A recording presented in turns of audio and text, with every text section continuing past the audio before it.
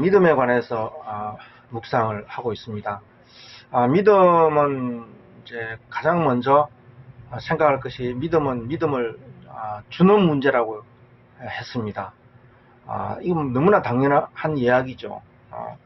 두 사람 사이에 한 사람이 상대방에게 믿음을 줄 때에 믿음이 생기는 거죠. 믿음을 주지도 않아요. 맨날 그 약속도 지켜주지도 않고, 그리고 그 사람이 신뢰가 가지 않는 거죠. 믿음을 안 주니까 신뢰가 안 가요. 믿음이 가지를 않아요. 그러니까 믿음을 주니까 믿음이 가는데 믿음이 가지도 않아요. 맨날 거짓말하고,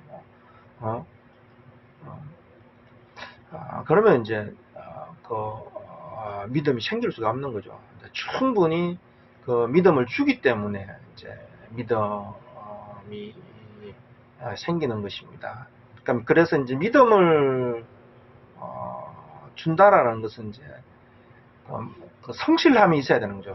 성실함이 아주 성실하고, 그리고 그 사람이 이제 성실하고, 그리고 그 말이나 그 약속에 대해서 아주 미쁘단 말이죠. 그런 경험들, 미쁘고 신뢰할 만하다는 경험들, 그리고 아주 어떤 뜻이나 생각이 어떤 사사로운 이익에 의해서 이제 바뀌거나 흔들리거나 그러지 않는단 말이죠.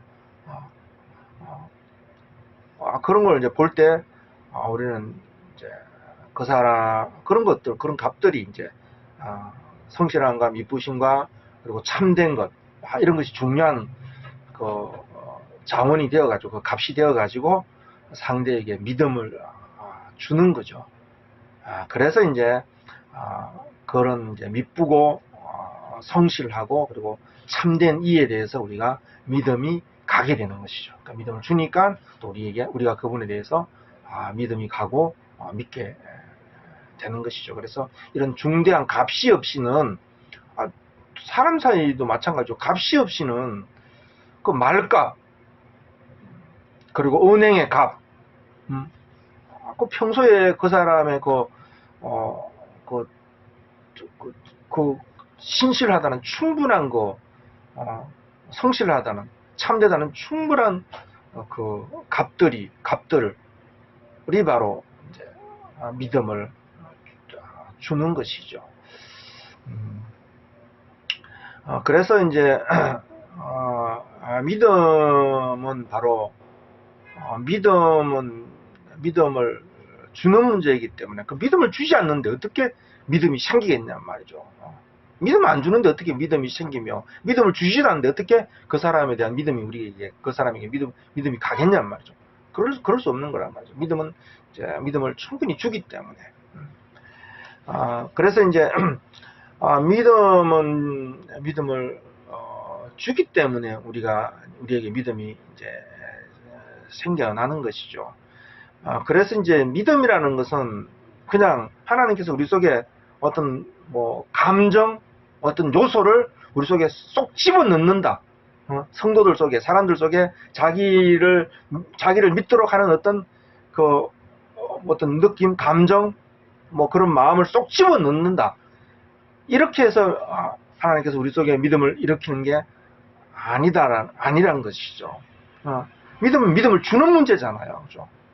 나와 너 사이에도 믿음을 줄 때 충분히 믿음을 주기 때문에 믿음을 준단 말이야. 그럼 믿음이 생기는 거란 말이야. 그래서 믿음을 준다라는 그 사실을 이렇게 생각하면은 믿음을 준다라는 것은 뭐냐면 충분히 믿을 만한 그 근거들을 제시하는 거단 말이죠. 그냥 믿음이라는 마음을 주는 게 아니라 믿을 만한 근거, 믿을 만한 그 표적, 믿을 만한 증거들, 믿을 만한 이유들, 충분히 믿을 만한 그의 일, 그리고 충분히 믿을 만한 그 약속에 대한 신실함들, 그리고 충분히 믿을 만한, 그가 거짓말하지 않고 항상 참말을 하며 그가 맹세한 것에서는 변하지 않는다는 맹세한 그 뜻에서는 변하지 않는다는 충분한 근거와 그 증거들을 주시는 것이죠. 그냥 믿음의 마음을 쏙 집어넣는 것이 아니라 믿을 만한 근거와 증거들을 우리에게 주신단 말이죠. 그래서 그 근거와 증거를 따라서 그가 성실하구나, 그가 미쁘시구나, 그가 참되시구나, 그의 맹세의 말은 변함이 없구나, 이런 여러 가지 증거들을 하나님께서 주시는 거죠. 그러니까 믿음을 주시는데 믿을 만한 증거를 주신단 말이죠. 그래서 믿음이라는 감정을 마음속에 쏙 집어넣는 것이 아니라 충분히 믿을 만한 증거들, 그의 일, 그의 약속에 변하지 아니함, 그의 미쁘심, 그의 참되심, 그의 성실하심, 이런 증거와 표적, 곧 믿을 만한 증거와 표적을 주셔가지고 우리 속에 믿음을 믿게 하신다. 믿음을 주신단 말이죠. 믿을 만한 증거를 줘서 믿음을 우리에게 준단 말이죠. 어떤 사람을 만나는데 그 사람을 오랫동안 사귀어봤단 말이죠. 뭐 여러 가지 오랫동안 사귀어봐도 믿을 만한 어떤 근거가 없어. 맨날 거짓말을 해. 그냥 무조건 믿을 수 없잖아요. 상대를 무조건 믿을 수 없잖아요. 무조건 상대가 신뢰하라고 그런다고 내가 신뢰할 수 있는 건 아니잖아요. 그 사람의 평소의 말과 행동, 그리고 어떤 어려운 상황에서 그가 변하지 않고 어떤 그 일을 어려운 상황에서도 변하지 않고 큰 뭐 손해나 희생을 치르고 그 일을 성취를 하더란 말이죠. 그런 여러 가지 증거들 그리고 근거들이 우리에게 믿음을, 상대에 대한 믿음을 우리에게 주는 거단 말이죠. 그러니까 하나님도 우리에게 믿음을 주실 때에 믿을 만한 여러 가지 증거들을 주신단 말이죠. 그러니까 그냥 믿음이라는 마음을 쏙 집어넣는 게 아니라 믿을 만한 충분한 증거들, 표적들을 우리에게 주신단 말이죠. 그러니까 하나님께서 자기에 대한 믿을 만한 자기의 말씀이나 자기의 일이나 또 자기에 관한 충분히 믿을 만한 여러 가지 증거들을 우리에게 주신단 말이죠.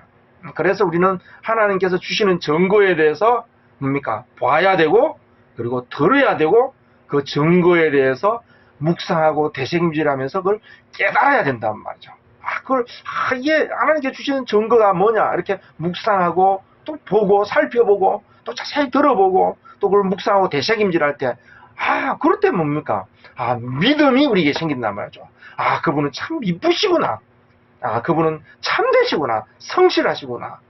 거짓됨이 없으시구나. 그의 맹세는 변함이 없구나.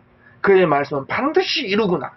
이런 여러 가지 증거들을 주신단 말이죠. 그래서 증거를 통해서 믿을 만한 증거를 주신단 말이죠. 증거 없이 믿는 게 아니에요. 증거는 쏙 빠지고 우리 속에 믿음이란 마음을 쏙 넣어줄 수가 없어요.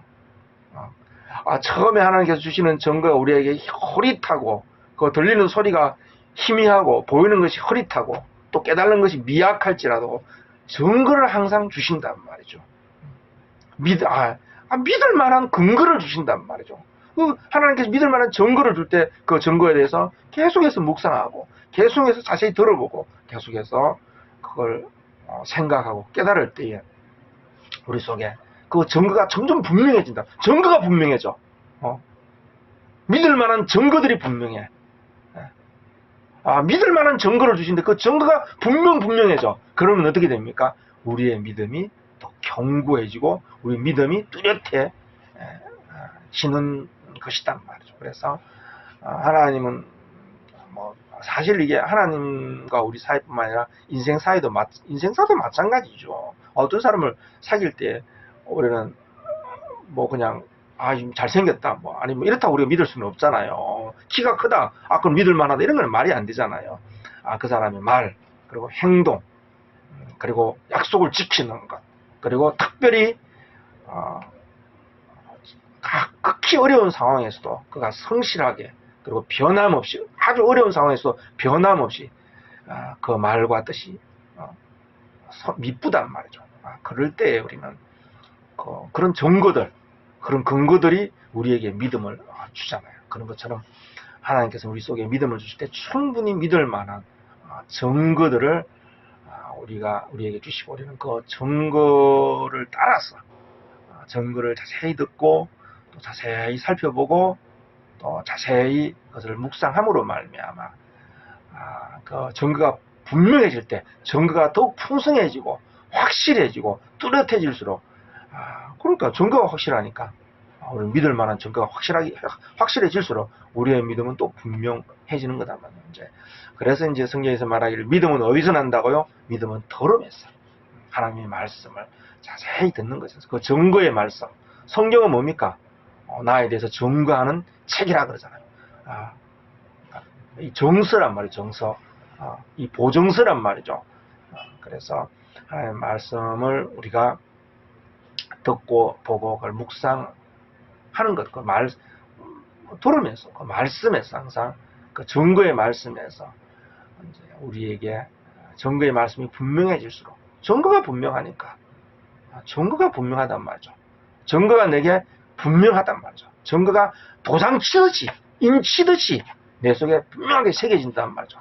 그러면 우리의 믿음이 또 분명해진다라는 것입니다.